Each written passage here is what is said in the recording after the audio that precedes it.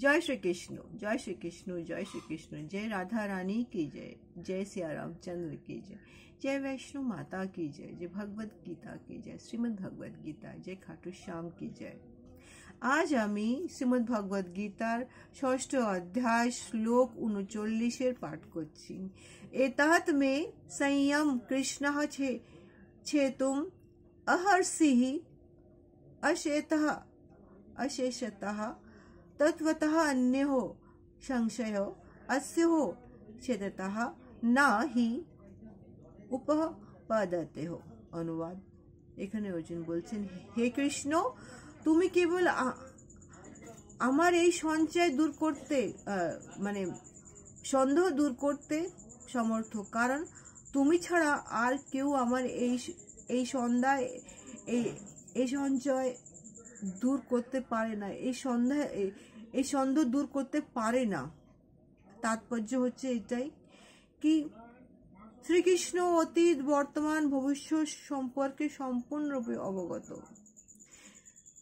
এটা মানে প্রতিটি জীবে শ্রীমদ্ ভগবত গীতার প্রথমেই বলা হয়েছে কি প্রতিটি জীব তার ভিতরে একটা আত্মা আছে।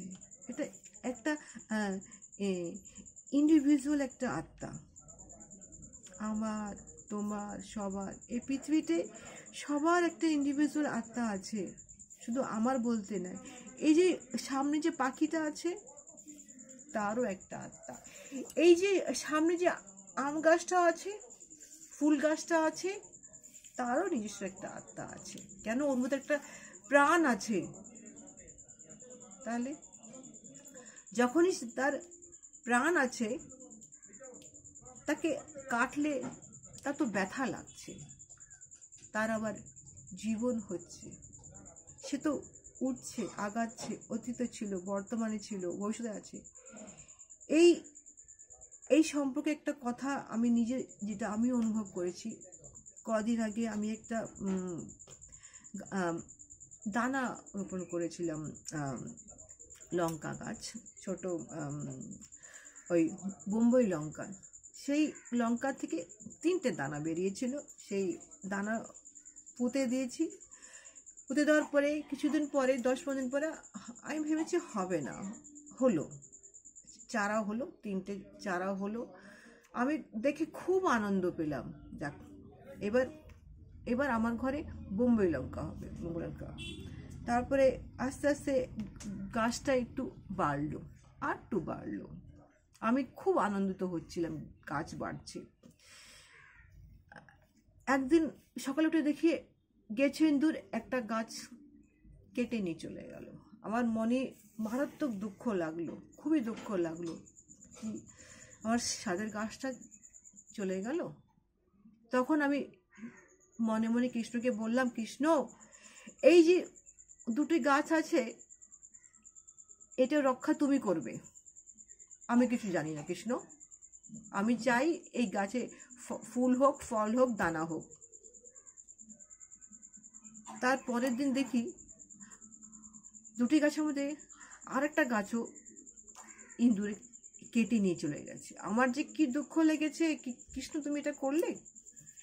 তার যেটা অভাবনীয় কল্পনীয় একটা জিনিস হলো,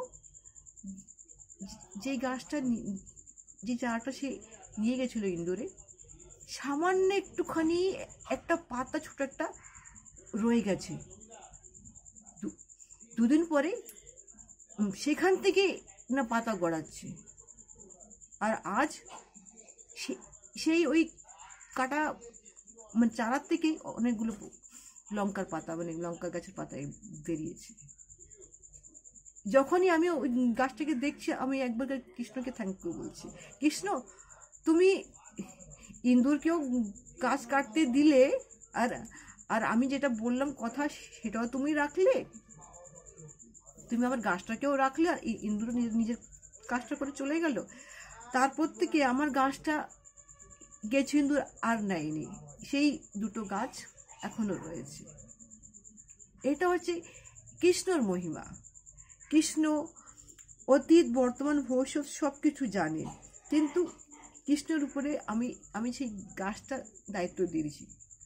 ভরসা করেছি, সেই জন্য গাছটা আমার এখনো রয়েছে। জয় শ্রীকৃষ্ণ, জয় শ্রীকৃষ্ণ, জয় শ্রীকৃষ্ণ। আমার কৃষ্ণ নাম আপনি যদি ভালো লেগে থাকে তাহলে এই কৃষ্ণ নামটা সবাইকে ছড়ান, কৃষ্ণর মহিমা সবাইকে ছড়ান। জয় শ্রীকৃষ্ণ, জয় শ্রীকৃষ্ণ, জয় শ্রীকৃষ্ণ।